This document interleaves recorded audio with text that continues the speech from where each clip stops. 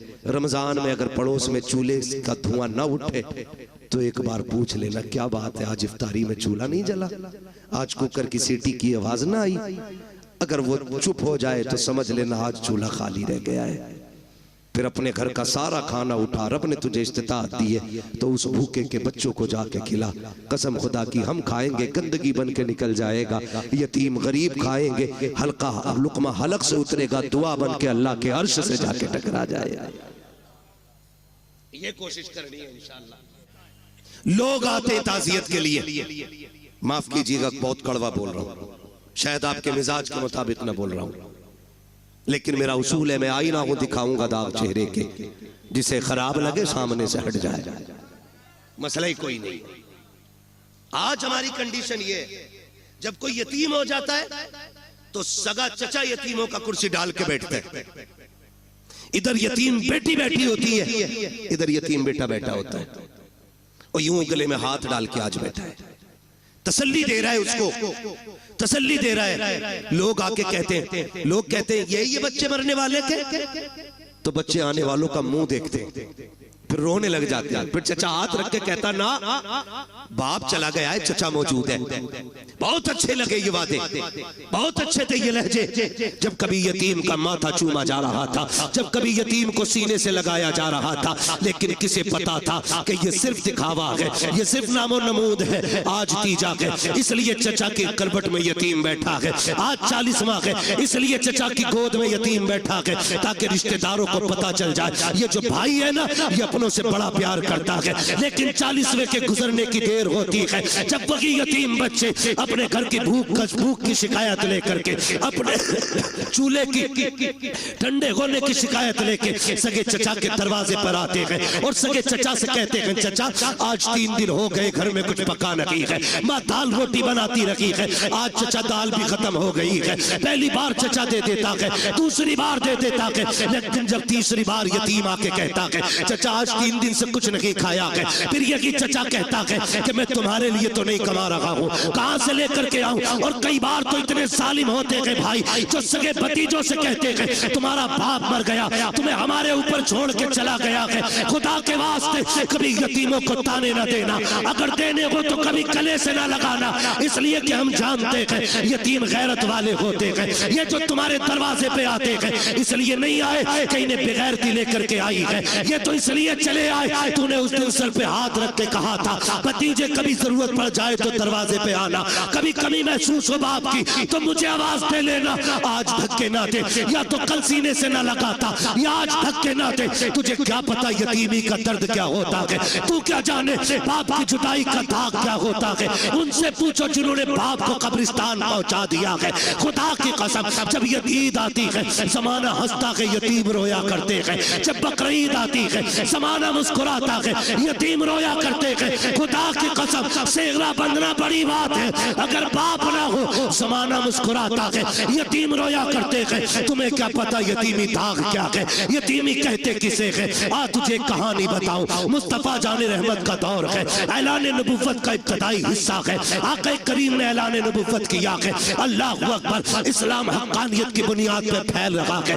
उसी दौर में मक्के की धरती पर हाल ये था कि जहां जमीन भी पत्थर की थी, लोगों के दिल भी पत्थर के थे, कोई किसी के दर्द को समझने तैयार ना था, हालात बड़े नागुफ्ता भी ही थे। उसी दौर के अंदर एक बच्चा खुदा की कसम अपनी माँ के पास जाके कहता है अम्मी अब मैं समझदार हो गया हूँ, तू बेवा है मैं यतीम हूँ, देख तेरे बदन पे जो लिबास है ना ये इतना फट गया है अम्मी कि मुझे देखते हुए हया आती है, इस पे पैबंद लगा ले। माँ ने कहा था बेटे जब से तेरा बाप गया है मुश्किल से खाना मिलता है, दोपहर खा लिया तो शाम नहीं, शाम खा लिया तो दोपहर नहीं, बेटे पैबंद का कपड़ा कहाँ से लाऊं। जब बच्चे ने इतना सुना कहता अम्मी इजाजत दे तो मैं चचा के दरवाजे पे न चला जाऊं। उसने कहा बेटे ये मक्का है, यहाँ किसी को किसी के दर्द से मतलब नहीं है, ना जा, वहां से रोने के सिवा कुछ नहीं मिलेगा, दर्द मिलेगा और कुछ नहीं मिलेगा।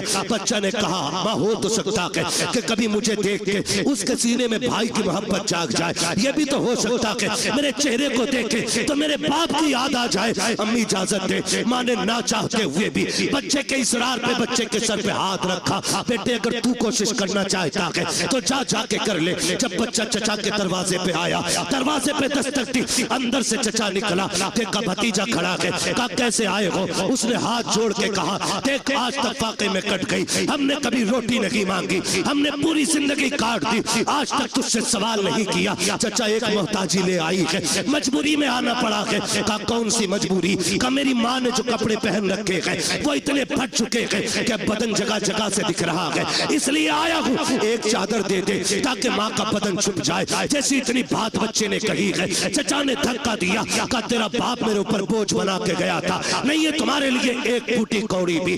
बच्चे ने बदन झाड़ते हुए कहा, सच कहा था मेरी माँ ने, यहाँ कोई किसी का दर्द सुनने वाला नहीं है। जब बच्चा रोता हुआ चला, रास्ते में हुजूर के सहाबी से मुलाकात हो गई, हाथ पकड़ा, कहने लगे बच्चे बात क्या है? उसने कहा मैं दर्द का मारा हूँ, मेरा दर्द मेरे सीने में रहने दे। कहा नहीं बता तो सही, शायद मैं तेरे काम आ सकूं। जब बच्चे ने इतनी बात सुनी है, कहता क्या करोगे? लोग रो के सुनते हैं, हंस के उड़ा देते हैं। उसने कहा बता तो सही बात क्या है, रोया क्यों है? हो सकता है तेरे मर्ज का इलाज मेरे पास हो। बच्चे ने सारी बात बताई। कहा माँ के बदन के कपड़े फट गए, सगे चचा से चादर लेने गया था, उसने धक्का दे के भगा दिया। जब इतना सहाबी रसूल ने सुना के मुस्कुराने लग जाते हैं। उसने कहा यार मैंने पहले कहा था, लोग दुख सुन के हंसा करते हैं, वाकई तूने वैसा किया है। सहाबी ने कहा था नादान, मैं तेरे दुख सुन के नहीं मुस्कुरा रहा हूँ। कहा फिर? कहा मुझे तेरे दुखों का इलाज मिल गया है, इसलिए मुस्कुरा रहा हूँ। कहा कहना क्या चाहते हो?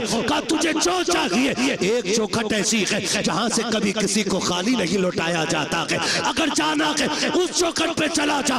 बच्चे ने कहा चौखट किसकी है? कहा उसे मोहम्मद रसूलुल्लाह कहा जाता है। कहा किस महल में रहता है? कहा महल तो नहीं, चला जा खुदा के हरम में बैठा होगा, जाके उससे मांग लेना।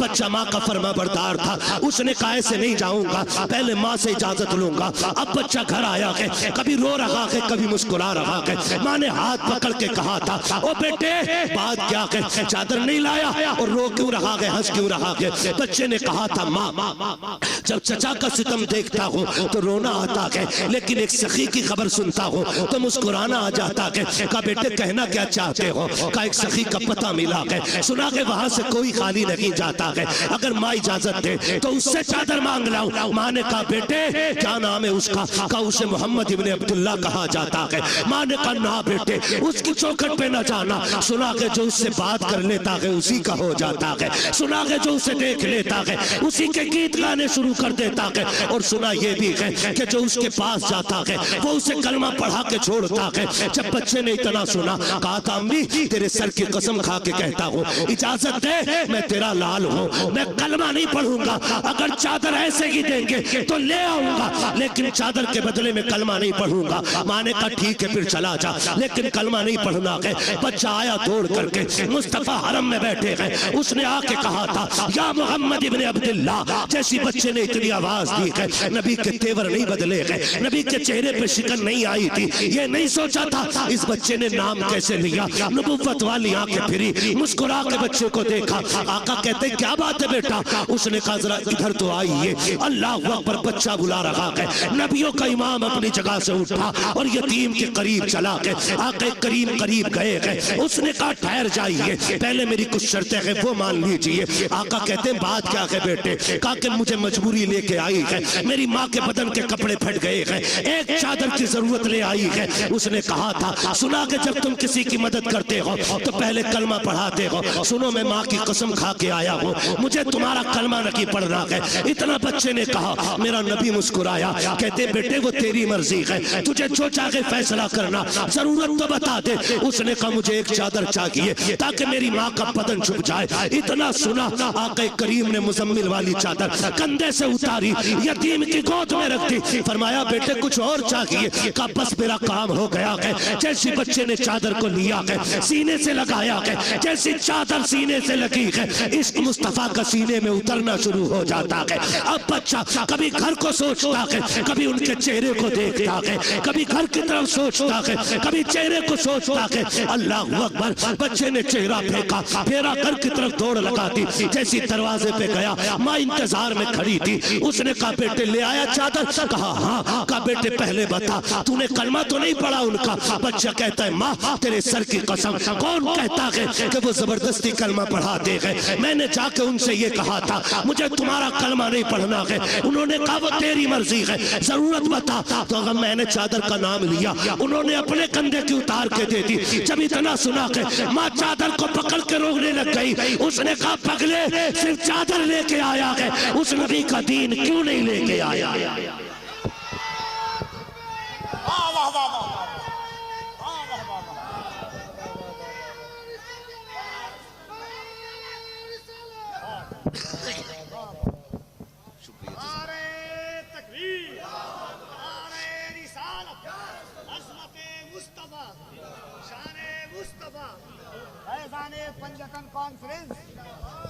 उस्मान ने कहा था पगले खाली चादर लेके आया, उस नबी का दीन क्यों नहीं लेके आया? माँ मैं तेरा फर्माबरदार, तूने कहा था ना कलमा नहीं पढ़ना है। उसने कहा चल उस नबी की चौखट पे लेके चल, तू नहीं मुझे भी लेके चल। और जब माँ बेटी की उंगली पकड़ के हरम की चौखट पे आई, फिर बच्चे ने आवाज दी। हुजूर ने मुड़ के फिर देखा, आका करीम ने पूछा और क्या चाहिए? बरेली से आवाज आती आता है फकीरों पे उन्हें प्यार कुछ ऐसा, खुद भीख दे और खुद कहे मंगते का भला हो। मंगता तो है, मंगता को इशारों में दिखा दो जिसको मेरे सरकार से टुकड़ा ना मिला। आका कहते और क्या चाहिए? हाथ जोड़ लिए बेवा ने, आना आमीना के लाल आ तेरे कदमों पे जान निसार करूं।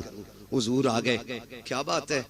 का सिर्फ चादर न दे, अपने दामन में जगह दे दे, अपने दामन में जगह दे दे। हुजूर फरमाते ऐसी क्या जल्दी आ गई? उसने कहा जहां अपने ठुकरा देते हैं वहां तूने सीने से लगाया है, वहां तूने सीने से लगाया है। उस औरत ने कहा था महबूब अब जीना है तो तेरे कदमों में जीना है। ओ यार मैं कहना चाहता हूँ जब ये अखलाक हमारे लोग देखेंगे इंशाअल्लाह, कल भी दीन बढ़ रहा था फिर से बढ़ना शुरू हो जाएगा इंशाअल्लाह, मगर शर्त है अखलाक हुजूर वाले होने चाहिए। क्यों यतीम के सर पे हाथ रखा और फिर क्यों उसे धक्का दे दिया? मेरा नबी तो गैरों के सर पे हाथ रख रहा है, गैरों के सर पे हाथ रख रहा है। आता है फकीरों पे उन्हें प्यार कुछ ऐसा, खुद भीख दे और खुद कहे मंगते का भला हो। अभी सुना नहीं शेर के अंदाज में कहा था, बताया था कि हुजूर ईद के दिन भी यतीम को सीने से लगाते हैं, ईद के दिन भी सीने से लगाते हैं। हाथ जोड़ के पूछना चाहता हूँ अमीरों शहजादों पैसे वालों, अल्लाह तुम्हें अमीर रखे, तुम्हारी दौलत से कोई दुश्मनी नहीं, मगर सच बता मेरा बेटा ईद के दिन, तेरा बेटा ईद के दिन 10,000 के कपड़े पहने और उसी दिन कलमा पढ़ने वाले का बच्चा ईद के रास्ते में चने बेचे, तो क्या तुझे हुजूर का दीन याद नहीं आता? क्या इस बच्चे का हक नहीं था ये भी ईद के दिन नए कपड़े पहने? क्या इस बच्चे को यह हक नहीं कि ये भी ईद के दिन 2 रकात के लिए ईदगाह में जाए? क्या ये आज भी चने बेचेगा, आज भी खिलौने बेचेगा, आज भी इसके हिस्से की खुशियां नहीं? ओ यार तुम्हें क्या पता है, यतीमों के सर पे हाथ रख दिया करो, खुदा की कसम अगर वो राजी हो गया हो सकता है तेरी ईद की नमाज से ज्यादा सवाब यतीम की मुस्कुराहट में दे दिया। ये भी तो हो सकता है, अजर का मालिक अल्लाह है, वो जिस अजर से चाहे राजी होकर के सवाब दे दे, उसके खजानों में कमी कमी कमी नहीं है। हुजूर यतीम को सीने से लगा रहे। अजमेर वाले को सारे ही जानते ना, अजमेर वाले बाबा को सुनाने अपनी बर्बादी के अफसाने कहा जाते, तेरा दर छोड़कर ख्वाजा ये दीवाने कहा जाते। हमेशा भीख हमने तो इसी चौखट से पाई है, हम अपना दामन उम्मीद फैलाने कहा जाते। सारे ही जानते अजमेर वाले आका को। सुने बात याद आ गई, सरकार गरीब नवाज जब छोटे थे ना, अम्मी ने नए कपड़े पहना के ईदगाह के लिए भेजा।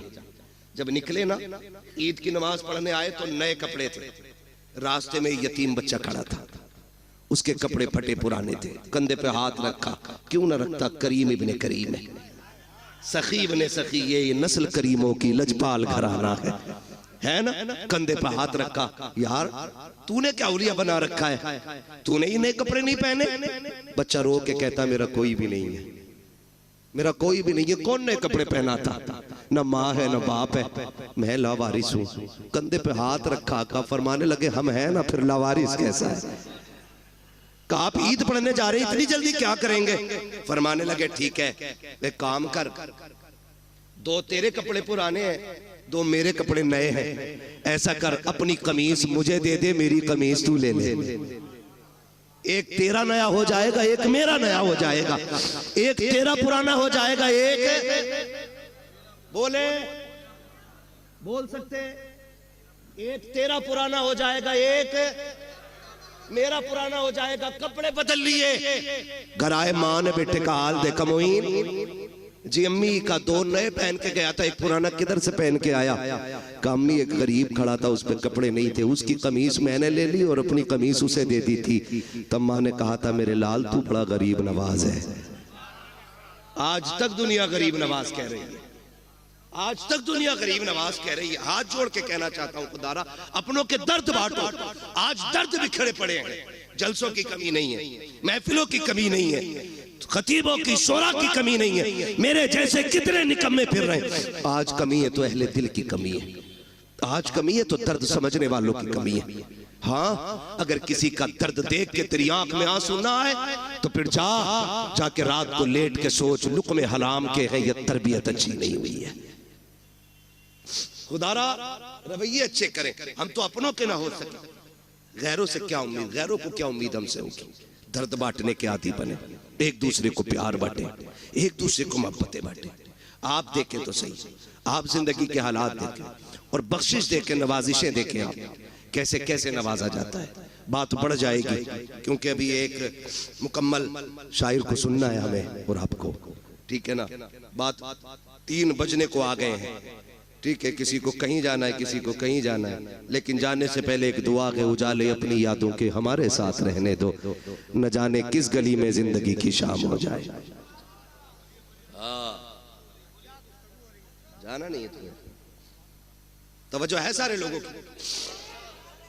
करूं बात आगे, दर्द बांटा करो, एक दूसरे की जरूरत समझा करो, एक दूसरे की जरूरत समझा करो। अभी पढ़ दो, ये शजरा तो आने से पहले ही फरमाइश आ गई थी। हाँ, मैसेज पहुंच जाते हैं पहले, आ रहे हो शजरा जरूर सुनाना। कभी कभी मन में आता खाली शजरा सुनाओ और निकल ले, है ना। चलिए खैर, आपकी मोहब्बत है, मैं बात पूरी करने लगा हूं। कहते हैं जरा या रसूल अल्लाह, जितने थक गए हैं वो आहिस्ता से, और जो अभी नहीं थके वो कहते हैं जोर से या रसूल अल्लाह। माशाल्लाह कोई थका ही नहीं है, कोई थका ही नहीं। अल्लाह आपको सलामत रखे। आप देखें हालात हुजूर से जब कोई कहता ना मैं यतीम हूं, तो हुजूर सर पे हाथ रख के उसके रोने लग जाते थे। साहबा ने पूछा हुजूर यतीम के साथ आप ये प्यार करते हैं और रोने लग जाते हैं? फरमाते हैं जब किसी यतीम को देखता हूं ना, मुझे अपना दौर याद आ जाता है। इसलिए आपसे मेरी गुजारिश है, अल्लाह तौफीक दे, अपने रिस्क में यतीमों का हिस्सा रखिएगा, अपने हिस्से में, अपने रिस्क में बेवाओं का हिस्सा रखिए, और अल्लाह के नाम पे तिजारत कीजिए। कसम खा के कहता हूं, कलकत्ता के समंदर की मछली भी आपको उतना नफा नहीं देगी जितना रब के नाम पे की गई गरीब से तिजारत आपको नफा दे जाएगी। ये याद रखिएगा। लोग समझ नहीं पाते इन पे इतने पैसे क्यों आ रहे हैं, इन पे इतने क्यों आ रहे हैं। ये तो देखिए लगा किधर रहा है, कोई तो अमल होगा ना। पूछ कभी तन्हाई में आकर के क्या करते हो जी, तो कोई ना कोई ऐसा अमल इन लोगों का जरूर मिलेगा जो पता चलेगा कि वो अल्लाह से तिजारत करके बैठे हैं। खुदा आपको सलामत रखे। ये नस्ल करीमों की लजपाल घराना है। हुजूर ने सबसे प्यार किया। सहाबा फरमाते औरत आ गई, सारे लोग उसको पागल कहते थे। बहुत देर तक हुजूर से बात करती रही। जब वो चली गई तो सहाबा ने कहा हुजूर आपका वक्त बड़ा कीमती है और आप एक पागल औरत से इतनी देर तक बात करते रहे। मेरे नबी ने मुस्कुरा के कहा दुनिया उसे पागल समझ कर ठुकराती है, क्या मैं भी उसे मुंह न लगाऊं? आका फरमाते हैं जिसे कोई सीने नहीं लगाता उसे आमिना का लाल सीने से लगाने के लिए आया है। ये अखलाक पैदा करें, ये दिलों में गुंजाइश पैदा करें, अपनों के लिए जगह बनाएं। और खैर रह गई हुजूर की बात, हमसे उनकी बराबरी तो नहीं हो सकती। उनकी नकल करने की कोशिश करें। अगर नकल भी मकबूल हो गई तो इंशाअल्लाह बख्शिश की जमानत हो जाएगी, बख्शिश की जमानत हो जाएगी। ये कोशिश कीजिएगा, वरना उनकी सखावत हातिम ताई का पोता हातिम ताई का पोता, इमाम हसन से मुलाकात हो गई। हातिम ताई के पोते चेहरा देख के कहने लगा, पहली मुलाकात थी, उसने पूछा यार ये किसी बादशाह का बेटा है क्या? कहा क्यों? कहा चेहरा बता रहा कि जैसे महलों में पला है। किसी ने कहा नहीं, ये बादशाह का नहीं, नबी की बेटी खातून जन्नत फातिमा ज़हरा का बेटा है। उसने जब इतना सुना कि हुजूर का नवासा है, वो आया करीब और कंधे पे आके हाथ रखा, कहने लगा मुझे पहचाना? अब ये कितने बेनियाज लोग हैं। कहने लगे तुझे पहचानने से मतलब भी क्या, हम क्यों पहचाने? उसने कहा मैं हातिम ताई का पोता। तो आपने फरमाया होगा। कहने लगे आप अपना तारुफ कराएं। फरमाने लगे हमें तारुफ की जरूरत नहीं, हमें कायनात का जर्रा जर्रा जानता है। वो और चिढ़ गया। उसने कहा अच्छा ये बताओ तुम्हारे दादा बड़े थे कि मेरे दादा बड़े थे? तो आप फरमाते तेरे दादा को कौन जानता है, मेरे नाना के चर्चे तो अर्शों पे हुआ करते हैं। चुप हुआ। उसने फिर सोचा अगली बात क्या कहूं। उसने जो अगली बात इमाम हसन से कही ना, कहने लगा अच्छा ये बताइए क्या आप जानते मेरे दादा की सखावत के किस्से कितने मशहूर हैं? फरमाने लगे कितने मशहूर हैं? उसने कहा दुनिया जानती है, मेरे दादा के महल के 7 दरवाजे थे। कितने बोले? 7 दरवाजे। कहा फिर? का सखी इतने बड़े थे कि अगर फकीर आता पहले दरवाजे पे आता, वहां से भी भीख दे दी जाती, फिर वही फकीर दूसरे दरवाजे पे आता।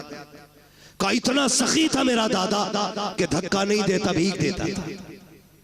का फिर वही फकीर तीसरे दरवाजे पे आता, का फिर धक्का नहीं मिलता, भीख मिलती। का एक एक करके 7 दरवाजों पे जाता था, भीख दी जाती थी। का मेरा दादा इतना सखी था, 7 दरवाजों से भीख देता था। मेरा इमाम मुस्कुरा के कहता ये भी कोई सखावत है? उसने कहा कहना क्या चाहते हो? कहा कि सुन, तेरे दादा के महल के 7 दरवाजे और एक फकीर पहले दरवाजे पे मांगता, फिर दूसरे पे, फिर तीसरे पे। फरमाने लगे दूसरे पे तभी जाता था ना जब पहले से जरूरत पूरी नहीं होती थी। ये भी कोई सखावत है कि दूसरे दरवाजे पे तब गया जब पहले से जरूरत पूरी नहीं हुई। और कंजूस इतना बड़ा था तेरा दादा कि दूसरे से भी भला पूरा नहीं हुआ, फिर वो तीसरे पे आया। का तीसरे से भी जरूरत पूरी नहीं हुई। का हद तो ये है कि दरवाजे खत्म हो जाते थे, जरूरत खत्म नहीं होती थी। का ये तेरा दादा है और एक मेरा नाना है, 7 दरवाजे नहीं, एक चौखट है और एक चौखट से जिसे एक बार दे देता है उसकी पुश्तों को कभी मांगने की जरूरत नहीं पड़ती।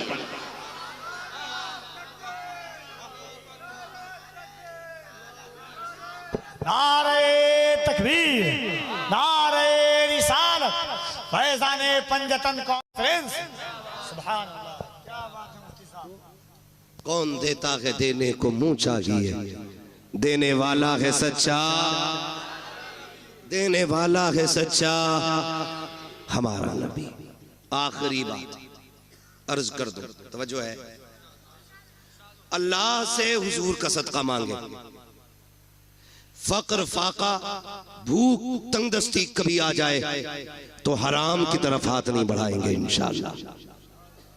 सारे वादा करें इंशाअल्लाह कभी हराम की तरफ हाथ नहीं बढ़ाएंगे। फाका कर लेना, फाका कर लेना।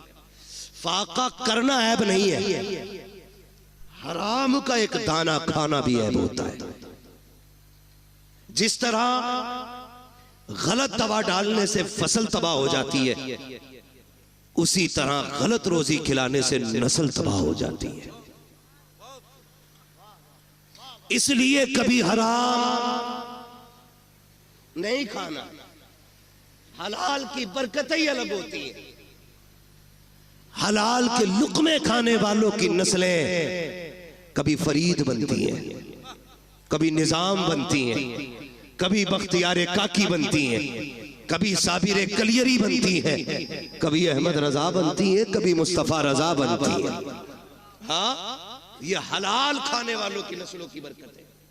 जो हलाल खाते हैं ये उनके लुकमों की अल्लाह ने बरकतें रखी हैं। और यहाँ तो सारी सरकारें सुरकाही के मानने वाले लोग बैठे है ना। सरकारें सुरकाही कहीं तशरीफ लेकर के गए, सफर करते थे, तांगे से घोड़े से गए, उतरे और किसी मुरीद ने घोड़ा लिया, कहीं बांध दिया। अब हजरत की तो मेहमान नवाजी चली रही थी, किसी ने सोचा लाओ हजरत के घोड़े को भी चारा डाल दे, तो वही पास के खेत से ना कुछ काटा और डाल दिया। थोड़ी देर बाद हजरत को खबर पहुंची, घोड़ा बीमार हो गया। आप आए, देखा, कहने लगे बताओ बांधा किसने था, यहाँ किसने बांधा था ला करके? हुजूर फला ने बांधा था। कहा इसे खिलाया क्या था? कहा हुजूर इसे चारा डाला था। चारा कहाँ से लाए थे? कहा खेत से काटा था। कहा पूछा था मालिक से? कहा नहीं। फरमाते बस मेरे घोड़े को कोई बीमारी नहीं लगी है। कहते पूरी जिंदगी ना मैंने हराम का खाया है ना मेरे घोड़े ने हराम का खाया है। कहते हैं ये जो बीमारी समझ रहे हो ना, ये बीमारी उस हराम हरियाली की है जो बिना इजाजत तुमने मेरे घोड़े को खिला डाला। ओ भाई विलायत ऐसे ही नहीं, वाह वाह वाह वाह, लाजवाब लाजवाब। विलायत ऐसे ही नहीं मिला करती है, लुक़्मे हलाल के होते हैं तब अल्लाह का कुर्ब नसीब हुआ करता है। करेंगे इंशाअल्लाह कोशिश, है ना, करेंगे इंशाअल्लाह। हलाल खाएंगे, हलाल कमाएंगे। रज़ाक कौन है? सारे बोलो कौन? रोजी कौन देता है? अल्लाह। जिसे ना मिलती है हुजूर का वसीला दे के मांगे, इतनी मिलेगी कि नस्लों का गुजारा हो जाएगा। हाँ, आला हजरत ने सिखाया वही रब है जिसने तुझको हमतन करम बनाया, हमें भीख मांगने को तेरा आस्था बताया। तुझे हमद है खुदाया, तुझे हमद है खुदाया। वो कवारी पाके मरियम व नफख्तु फीह का दम है अजब निशान आजम, मगर आमिना का जाया वही सबसे अफजल आया, वही सबसे अफजल आया। तुझे हमद है खुदाया, तुझे हमद है खुदाया। यही बोले सिदरा वाले, ये चमने जहाँ के थाले, सभी मैंने छान डाले, तेरे पाए का न पाया। तुझे यक ने यक बनाया, तुझे यक ने यक बनाया। तुझे हमद है खुदाया, तुझे हमद है खुदाया। मांगेंगे अल्लाह से हलाल रोजी की तौफीक इंशाअल्लाह। हाँ, बस फरमाइश रह गई है मेरे भाई की, हुजूर का शजरा पढ़ना है, ठीक है ना। मैंने 3 बज गए, ज्यादा मेरी भी तबीयत थोड़ी खासी ठीक नहीं है ना। 1 घंटा मैंने जो फर्ज है ना खतीब का वो मैंने अदा कर दिया, ठीक है। उसके बाद ऊपर को तो फिर उसकी तरफ से इनाम होता है, 15 बोल दे, 20 मिनट एक्स्ट्रा बोल दे, ठीक है ना। खुदा आपको सलामत रखे। ये हमारे बड़े जिम्मेदार लोग हैं, ये वो लोग हैं कि जो बिना किसी लालच में हुजूर की महफिल में आए बैठे हैं। और इन्हीं के साथ साथ आप भी वो लोग हैं जो सिर्फ इसलिए आए बैठे हैं, हर एक दिल की तमन्ना होगी सुना के आप हर आशिक के घर तशरीफ लाते हैं, मेरे घर में भी हो जाए चरागा। हाँ, आपने पंजतन के नाम से महफिल सजाइए। इस मोहब्बत का तज़किरा मैं क्या करूँ, बस इतना समझे। मेरे हुजूर ने फरमाया था लोगों अली से प्यार करना, मेरे अली की आल से प्यार करना। हुजूर क्यों फरमाया? मेरे अली की मोहब्बत तुम्हें कब्र में भी काम आएगी, हश्र में भी काम आएगी, पुलसिरात में भी काम आएगी और मीज़ान में भी काम आएगी। ये मेरे हुजूर ने खुद फरमाया। तो ये पंजतन मैंने नाम लिए, और ये कितना बड़ा नाम है जिस नाम को लो तो सिर्फ सर नहीं दिल भी झुक जाया करते हैं। सैयदा तय्यबा ताहिरा आबिदा जाहिदा नकिया तकिया राकिया साजिदा जाहिदा सैयदा खातून जन्नत सैयदा फातिमा ज़हरा रज़ी अल्लाह तआला अन्हा है। ये भी एक बहुत बड़ा नाम इस पंजतन में शामिल है। अलग अलग अगर बात करूं तो अब फिर 1 घंटा और चाहिए। अभी मैंने सिर्फ हुजूर पे बात की है, और हुजूर के भी करम पे बात नहीं की है, सिर्फ हुजूर की अखलाक की एक झलक की मैंने आपके सामने बात की है। हाँ, मेरा महबूब सर से लेके पैर तक अखलाक का मरकज बन के आया है। मरकज बन के आया है। एक एक बात पे महीने नहीं सालों गुजर जाएंगे, आखिर में यही कहना पड़ेगा जिंदगी खत्म हुई और कलम सूख गए, तेरे औसाफ का एक बाप भी पूरा ना हुआ।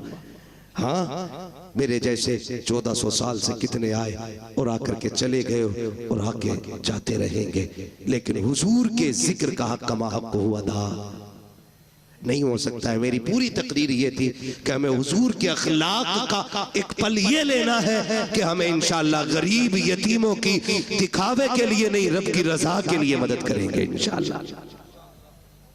हाँ, वरना बड़े बेगैरत होते, एक खजूर 3 लोग, एक केला 5 लोग। फोटो मैंने देखा बरेली शरीफ में, खानकाह के अंदर का मसला था, तो सुबानी मियाँ के यहाँ बैठे हुए थे, मुझे बात याद आ गई। कोई बात थी तो अखबार वाले आए हुए थे, जैसे ही फोटो खींचने की बारी आई ना, तो लोगों ने ये नहीं देखा कि सज्जादा नशीन बैठे हुए, फोटो के चक्कर में उनके ऊपर चढ़ गए। उन्होंने गुस्से में कहा, सालिमो इतना लालच फोटो खिंचवाने का है? फिर कहने लगे ये कौम इतनी जालिम हो गई है, फोटो के चक्कर में अगर आला हजरत पे भी चढ़ना पड़े तो ये चढ़ के फोटो खिंचवा ले। ये शोहरतों की भूख है जो किसी गरीब की गुर्बत का तमाशा बना देती है। मुट्ठी बंद करके दे, तेरा क्या जाता है?